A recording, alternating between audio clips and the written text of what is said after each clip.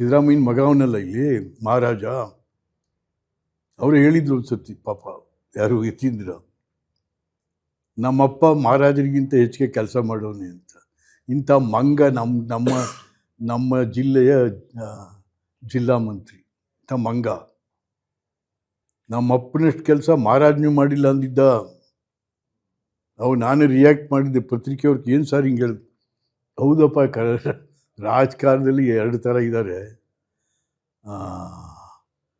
PM ಗಳು, HMಗಳು ಇದ್ದಾರೆ. ಏನು ಸರ್ ಹಂಗೆ? HM ಅಂದರೆ ಹುಚ್ಚು ಮುಂಡೆದು ಅಂತ, PM ಅಂದರೆ ಪೆದ್ ಮುಂಡೆದು ಅಂತ. ಅವನು ಇವತ್ತು ನಮ್ಮ ಮೈಸೂರಿಗೆ ಜಿಲ್ಲಾ ಮಂತ್ರಿ. ಅವ್ರ ಮಗ ಕುಮಾರ. ಮಾಡಲಿ, ಎಕ್ಸ್ಪೀರಿಯನ್ಸ್ ಬೇಕು ರೀ, ಎಕ್ಸ್ಪೀರಿಯನ್ಸ್ ಬೇಕು, ಅನುಭವ. ದೊಡ್ಡ ಜಿಲ್ಲೆ ರೀ ಇದು. ಇಡೀ ಕರ್ನಾಟಕ ರಾಜ್ಯದಲ್ಲಿ ದಕ್ಷಿಣದಲ್ಲಿ ಭಾಳ ಪ್ರಮುಖವಾದಂಥ ಜಿಲ್ಲೆ, ವರ್ಲ್ಡ್ ಫೇಮಸ್ ಮೈಸೂರು. ಈಗ ಯಾರು ನೀವು ಮಂತ್ರಿ ಮಾಡ್ತೀರ? No no. ಸಿದ್ದರಾಮಯ್ಯನವರೇ, ನಿಮ್ಮ ಪುತ್ರ ಪ್ರೇಮ ಬಿಡಿ, ಅದನ್ನು ಪುತ್ರ ಪ್ರೇಮ ಬಿಡಿ, ಇರಲಿ, ಅವರು ಇರಲಿ. ಬಟ್ ಒಬ್ಬ ಸೀನಿಯರ್ ತನ್ವೀರ್ ಸೇಠ್ನ ಮಂತ್ರಿ ಮಾಡಿ ಈ ನಮ್ಮ ಜವಾಬ್ದಾರಿ ಕೊಡಿ. ಡಿಸ್ಟ್ರಿಕ್ಟ್ ಇನ್ಚಾರ್ಜ್ ಮಿನಿಸ್ಟರ್, ಹಿಂದೇನೋ ಅವ್ರು ಮಂತ್ರಿ ಆಗಿದ್ದರು ಪಾಪ, ಎಜುಕೇಷನ್ ಡಿಪಾರ್ಟ್ಮೆಂಟ್ ಕೊಟ್ಟಿದ್ರು ಅವ್ರಿಗೆ. ಸೊ ಹಾಗಾಗಿ ದಯಮಾಡಿ ಸಿದ್ದರಾಮಯ್ಯ ತನ್ನ ಇದನ್ನು ಬಿಡಬೇಕು.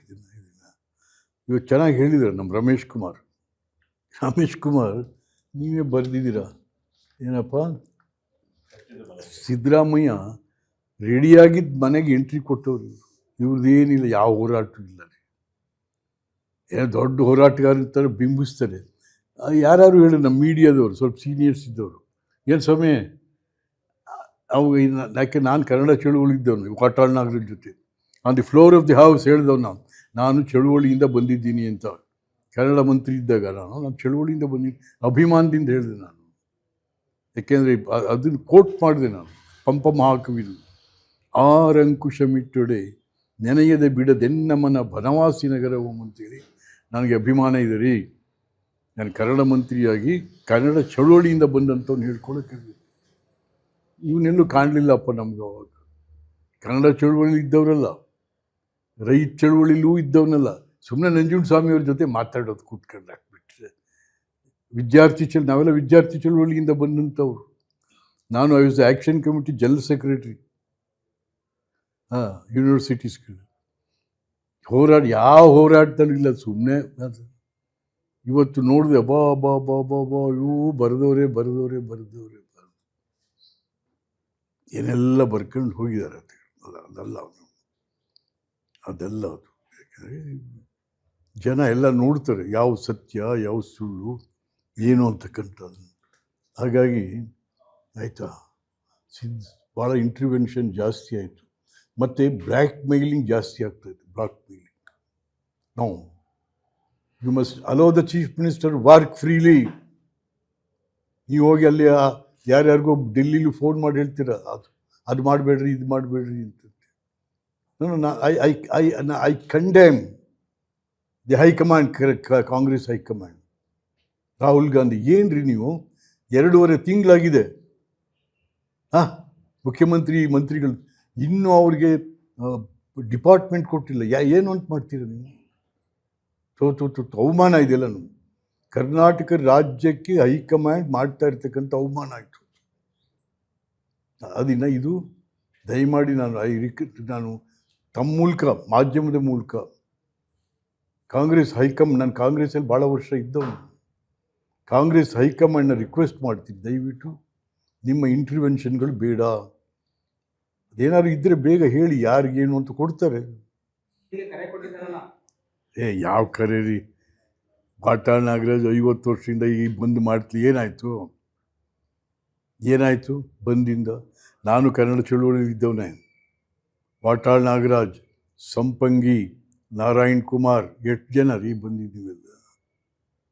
ಏನು ಆಗಲಿ ಬೇಕಿತ್ತು.